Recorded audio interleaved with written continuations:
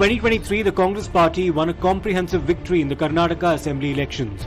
The party won a record 135 seats, capturing 43.2% of the vote share. Many asked if this would prompt a Congress revival nationally.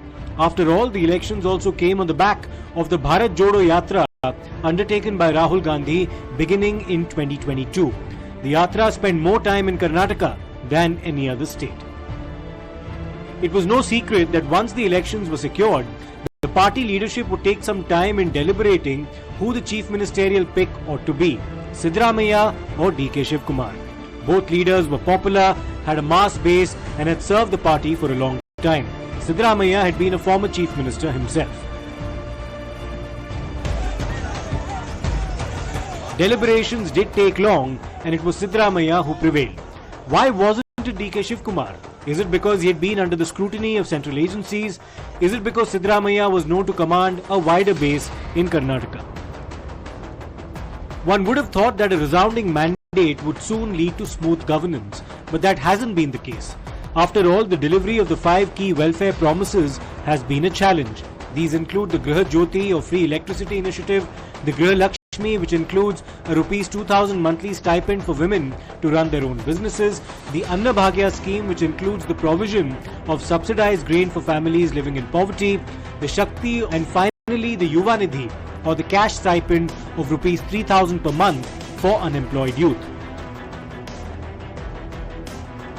A yearly allocation in excess of Rs 55,000 crores for the implementation of these guarantees had been announced, but this has also reduced the legroom for further spending by the state government. But that is not all. The Karnataka government has also come in for serious criticism over the Stampede in Bengaluru that claimed 11 lives following the victory of the Royal Challengers Bengaluru team in the IPL. The Deputy Chief Minister, Mr. Shivakumar's presence at the Chinnaswamy Stadium during the felicitation ceremony, while chaos reigned outside, has also raised serious questions about priorities and accountability, or the lack of it. ಬಹಳ ನಾನು ನೋಡಿದೆ ಅಂತ 15 ವರ್ಷ ಮಕ್ಕಳು ಎಲ್ಲ ಈ ರೀತಿ ಆಗಿದ್ದು ಏನು 10 ಜನ ನಾನು ನೋಡಿದ್ದೀನಿ ನನ್ನ ಕಣ್ಣಲ್ಲೇ ಯಾರು ಯಾವ ಫ್ಯಾಮಿಲಿನೂ ಡೈಜೆಸ್ಟ್ ಮಾಡ್ಕೊಳ್ಳೋಕೆ ಸಾಧ್ಯ ಇಲ್ಲ. I feel very sorry for it. 11 innocent lives have been lost. I pray the Almighty to give strength, to the families. Government also is with them. Although we did all the best we could, we were unable to manage the crowd. The Chief Minister of Karnataka, the Deputy Chief Minister and the Home Minister have already spoken about this. We have owned up responsibility and will take corrective measures for the same. Add to all of this talks of a leadership crisis in the state. Was there ever an arrangement that the Chief Minister would change in 2.5 years after the 2023 state polls? Supporters of Shivakumar have claimed that that was indeed the case, while supporters of Sidramaiah have denied this. ಏನಾಗಿದೆ ಕಾಂಗ್ರೆಸ್ ಅಲ್ಲಿ power ಸೆಂಟರ್ಗಳು ಜಾಸ್ತಿ ಇದಾವೆ ಗೊತ್ತಾಯ್ತಾ. ಮೊದಲು 13 ರಿಂದ 18ರಲ್ಲಿ power centre ಒಂದೇ ಇದ್ದಿದ್ದು. ಈಗ ಪವರ್ ಸೆಂಟರ್ಸ್ಗಳು ಜಾಸ್ತಿ ಇದಾವೆ, 1, 2, 3 ಎಷ್ಟು ಬೇಕಾದ್ರೂ ಹೇಳ್ಕೋಬಹುದು. ಈ ಪವರ್ ಸೆಂಟರ್ಗಳು ಜಾಸ್ತಿ ಇದ್ದಾಗ ಜಂಜಾಟನೂ ಜಾಸ್ತಿ ಆಗ್ತದೆ. ಆ ಹಿನ್ನೆಲೆಯಲ್ಲಿ ಅವರು ಕೂಡ ಆ ಒಂದು ಪರಿಸ್ಥಿತಿಗೆ ಅನುಗುಣವಾಗಿ ಅವರು ಸರ್ಕಾರವನ್ನ ಪಕ್ಷವನ್ನ ನಡೆಸಬೇಕಾಗ್ತದೆ. ಅದು ಅವ್ರಿಗೆ ಆಗ್ತಕ್ಕಂಥ ಅನುಭವ ಇರಬಹುದು. 13-18 ಸಿದ್ದರಾಮಯ್ಯನ ನಾವು ನೋಡ್ತಾ ಇಲ್ಲ ಅಂತ ಹೇಳಿ ನೀವು ಹೇಳ್ಬೋದು. ಅದು ಬಹುತೇಕ ಜನರ ಅಭಿಪ್ರಾಯನೂ ಕೂಡ ಅದಿದೆ. ಪವರ್ ಸೆಂಟರ್ ಆಗಿದೆಯಲ್ಲ, ಬಹಳಷ್ಟಿದಾವೆ. ನಾನು ಒಬ್ಬನೇ ಅಲ್ಲ, ಸಾಕಷ್ಟು ಜನ MLAಗಳು, ಸುಮಾರು 100ಕ್ಕೂ ಹೆಚ್ಚು MLAಗಳೆಲ್ಲರೂ ಕೂಡ ಒಂದು ಬದಲಾವಣೆ ಬೇಕು ಅಂಥೇಳಿ ನಿರೀಕ್ಷೆಯಲ್ಲಿ ಇದ್ದಾರೆ. ನಾನು ಒಬ್ಬನೇ ಅಲ್ಲ, ಸಾಕಷ್ಟು ಜನ ಶಾಸಕರೆಲ್ಲರೂ ಒಂದು ಒಳ್ಳೆ ಆಡಳಿತ ಬೇಕು, ಅವ್ರಿಗೊಂದು ಅವಕಾಶ ಕೊಡಬೇಕು. ಅವರು ಶ್ರಮ ಪಟ್ಟಿದ್ದಾರೆ, ಅವರು ಹೋರಾಟ ಮಾಡಿದ್ದಾರೆ, ಪಕ್ಷ ಸಂಘಟನೆ ಮಾಡಿದ್ದಾರೆ. ಆವತ್ತು ಇದ್ದಂಥ ಸನ್ನಿವೇಶ, ಅವರಿಗೆ ಕೊಟ್ಟಂಥ KPCC ಅಧ್ಯಕ್ಷರಾದಂಥ ಸಂದರ್ಭದಲ್ಲಿದ್ದಂಥ ಪರಿಸ್ಥಿತಿ ಯಾವ ರೀತಿ ಇತ್ತು, ಪಕ್ಷ ಇವತ್ತು ಯಾವ ರೀತಿ ಪಕ್ಷ ಸಂಘಟನೆ ಆಗಿದೆ, ಎಷ್ಟು ಶಕ್ತಿ ಬಲವಾಗಿ ಎಷ್ಟು ರೀತಿಯಲ್ಲಿ ಬೆಳೆದಿದೆ, ಎಷ್ಟು ಎತ್ತರಕ್ಕೆ ಬೆಳೆದಿದೆ, ಇದಕ್ಕೆ ಕಾರಣಕರ್ತರು ಯಾರು ಅಂತೇಳಿ ಎಲ್ರಿಗೂ ಮನವರಿಕೆ ಆಗಿದೆ. ಆ ಒಂದು ನಿಟ್ಟಿನಲ್ಲಿ ಎಲ್ಲರೂ ಕೂಡ ಅವ್ರಿಗೆ ಧ್ವನಿಗೂಡಿಸಿ ಅವ್ರ ಜೊತೆಲಿ ಇರ್ತಾರೆ. Amid rumblings about a leadership change, Randeep Singh Surjewala, the Congress General Secretary in charge of Karnataka, arrived in the state towards the end of June to speak to all stakeholders while playing down any claims of a rift. As your question, I think I answered it right in the beginning. I framed it. This is an organizational exercise that is going on. You asked me whether this is a exercise for any change in leadership. The answer remains no. The Congress President, Mr. Mallikarjun Kharge, said any call about leadership in the state would be taken by the High Command. But the BJP responded by asking, who is the High Command when there is an elected Congress President? Mallikarjun खड़गे जी party के राष्ट्रीय अध्यक्ष हैं, इतने senior नेता हैं. अब जो उन्हें लगता है कि हाईकमान, उससे भी बड़ा हाईकमान कौन हो सकता है. लेकिन चूंकि पार्टी का परिवारवाद में उलझी हुई है तो उनको हाईकमान परिवार दिखाई पड़ता है. आखिरकार सच जुबान पर आ ही गया.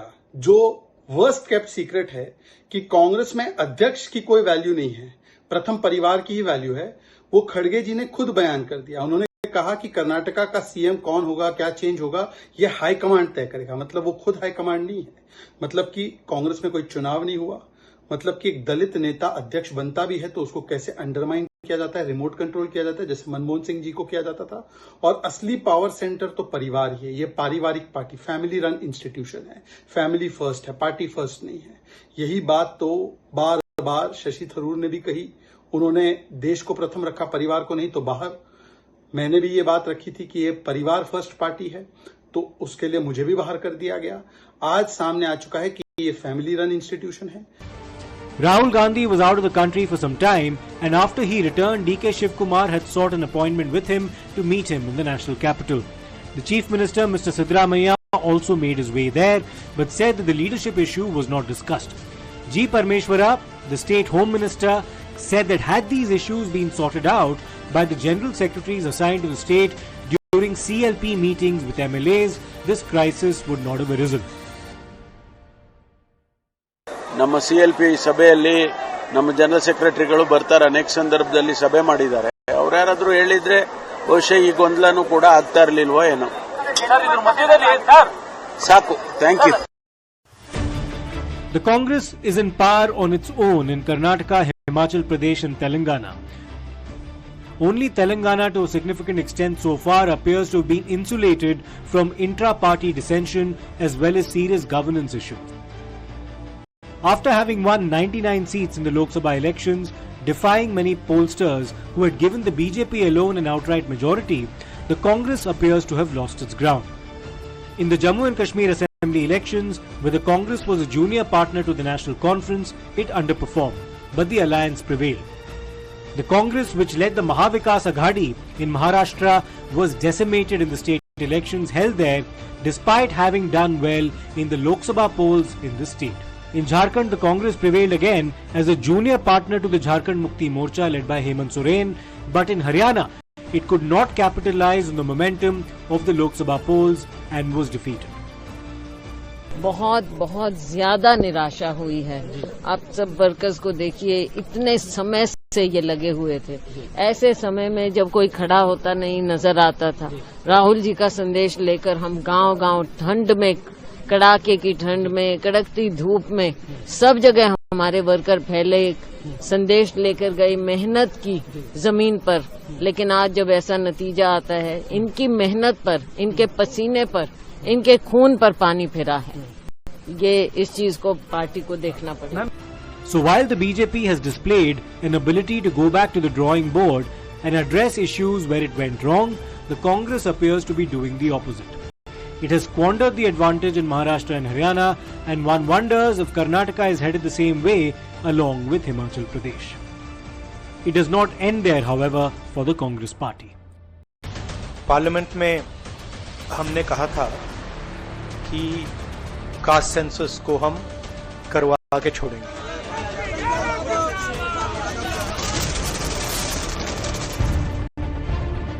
During the Lok Sabha election campaign, the Congress made the caste census a key poll issue. However, this does not have a great recall value in terms of the considerations of the electorate in the state elections that follow. Nevertheless, the BJP has sensed the electoral implications of the Congress's demand and announced that caste enumeration will be part of the coming census exercise. The Congress claimed this was a victory for the party and its advocacy of what many people believe is an issue in the interest of transparency, but also one that is fraught with complications and potentially further divisions in society. Congress governments have always opposed caste census. Caste was not included in all the census operations conducted since independence. In 2010, then Prime Minister late Dr. Manmohan Singh ji had assured the Lok Sabha that the matter of caste census should be considered in the cabinet. A group of ministers was formed to consider this subject. Most of the political parties had recommended caste census. Despite this, Congress government decided to conduct only a survey of caste instead of a caste census. As far as elections are concerned, Rahul Gandhi and the Congress have been raising plenty of questions about the conduct of the Maharashtra elections and what they claim are curious and mysterious additions to the electoral rolls during those polls. Maharashtra में लोकसभा और विधानसभा के बीच में 1 करोड़ नए voter आ गए।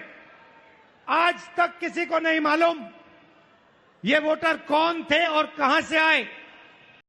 हमने election commission से एक बार नहीं अनेक बार कहा है, आप हमें वोटर लिस्ट दीजिए, आप हमें वीडियोग्राफी दीजिए। इलेक्शन कमीशन नहीं देता है। वोट में मजबूती से सारे पक्षों को जो है रखा जा रहा है, लेकिन सबसे बड़ा सवाल ये खड़ा हो रहा है कि आप आधार कार्ड को नामंजूर क्यों कर रहे हैं, आप राशन कार्ड को नामंजूर क्यों कर रहे हैं, आप जॉब कार्ड को, मनरेगा कार्ड को नामंजूर क्यों कर रहे हैं।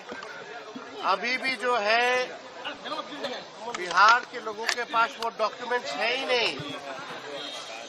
कहीं भी कोई भी स्पष्टीकरण जो है चुनाव आयोग नहीं दे रहा है। चुनाव आयोग को आखिर ऐसी क्या जिद है कि उनके कमिश्नर जो है प्रेस कॉन्फ्रेंस करके सारी बात को क्लैरिफाई क्यों नहीं करते हैं, क्यों कंफ्यूजन पैदा कर रखा, किस बात का ईगो है चुनाव आयोग को। And now, when ahead of the all-important Bihar elections at the end of the year, the Election Commission has undertaken a special intensive revision of Bihar's electoral rolls. The parties of the India bloc are up in arms, claiming that this process is malicious, that it is intended to exclude rather than include voters, and that this is an NRC or a National Register of Citizens through the back door being imposed upon the people with direct complicity of the Election Commission and the ruling dispensation. The Election Commission has vehemently denied this and said that this is a constitutionally mandated exercise to ensure fairness in the electoral process. The Honorable Supreme Court has not stayed the SIR process that is going on in Bihar, and it is a strong message to all the anarchic parties like the RJD, the Congress Party, who have no faith in the Constitution of India, in the constitutional bodies created under the Constitution like the Election Commission of India. And the message is loud and clear. One, the SIR process will continue. Two, the Honorable Supreme Court during the hearing also made it very clear that it is well within the jurisdiction of the Election Commission of India under the Constitution and the Representation of People Act 1950 to undertake this exercise for more accountability and transparency. We hope that some sense will prevail on leaders like Tejasvi Yadav as well as Rahul Gandhi, and they will introspect and will respect the decision of the highest court of the country, that is the Honorable Supreme Court of India. There's another issue that's plaguing the Congress party. Its dissent at the national level. One needs to wait and see as to whether or not Rahul Gandhi and the Congress party have endeared themselves to or alienated voters through their Narendra surrender jibe at the ruling government over the ceasefire with Pakistan after Operation Sindoor. The Congress party appears to have taken US President Donald Trump at face value when he claimed credit for brokering truce between India and Pakistan, even amid strong denials from the Indian government. I can say then कि आप बीवी बच्चे लेके थोड़ी देर टंगदार के border में रहो, अरसपोरा में रहो, पुंछ के बॉर्डर पे रहो, वहाँ जो अपने बीवी बच्चे लेके रहो और उसके बाद एडवोकेट करो वॉर के लिए, तो फिर कोई बात बनेगी ताकि वो भी देखें कि वॉर होती क्या है. जिनको अपने आंगन में दो दो बच्चे दफनाने पड़े, उनको समझ आनी चाहिए. War is solution to nothing. अभी इट इज 0/0. 0/0. ಮತ್ತು ನಮ್ಮ ಈಗೇನು ನಾವು ಹೆಚ್ಚು ಕಡಿಮೆ ಚುಟ್ಪುಟ್ಟು ಯುದ್ಧಗಳು ನಡೆದಿವೆ ಅಥವಾ ನಮ್ಮ ಪಾಕಿಸ್ತಾನ ವಿರುದ್ಧ ನಾವೇನು ಘರ್ಷಣೆ ಮಾಡ್ತಾ ಇದ್ದೇವೆ. आज आप देख लीजिए, थोड़ी सी एक्टिविटी उन्होंने की, पता नहीं दिल से की या मजबूरियत में की, वो तरह सा बोलेंगे, मगर जितना भी किया उसका खैमियाजा किसको उठाना पड़ा? उसका खैमियाजा किनको उठाना पड़ा? जम्मू कश्मीर को या उत्तर प्रदेश को? जैसे उधर से ट्रंप ने एक इशारा किया, फोन उठाया, कहा मोदी जी क्या कर रहे हो? नरेंद्र सरेंडर, और जी हजूर करके नरेंद्र मोदी जी ने ट्रंप के इशारे का पालन किया. But what hasn't gone down well with the Congress is the decision on the part of the central government to nominate 4 Congress MPs as part of multi-party delegations after Operation Sindoor to travel to different countries to corner Pakistan on its proxy war against India. The choice of Shashi Tharoor, Lok Sabha Member of Parliament from Thiruvananthapuram, appears to have specifically irked them.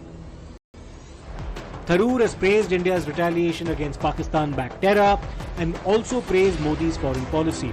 His criticism of the emergency in an op-ed too has drawn condemnation from colleagues within the Congress party, even though he was, without taking any names, also critical of the ruling dispensation today. Mon cher Monsieur le Président, le fait reste qu'il y a un pays qui offre malheureusement le sanctuaire à ces groupes terroristes. Ils ont leur siège, ils donnent la formation aux terroristes là-bas, dans leur pays.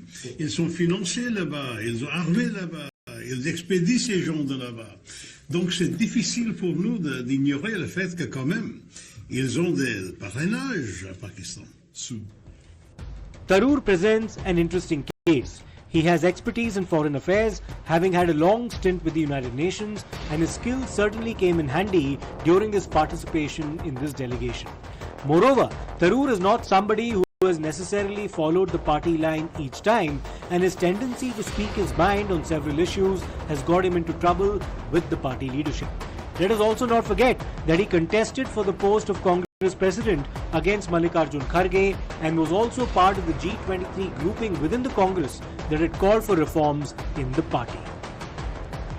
All this is happening in the build-up to the Kerala State Assembly elections next year. It just makes things all the more interesting. But before that, there is Bihar, and there's plenty of water still to flow under that bridge before the first vote is cast.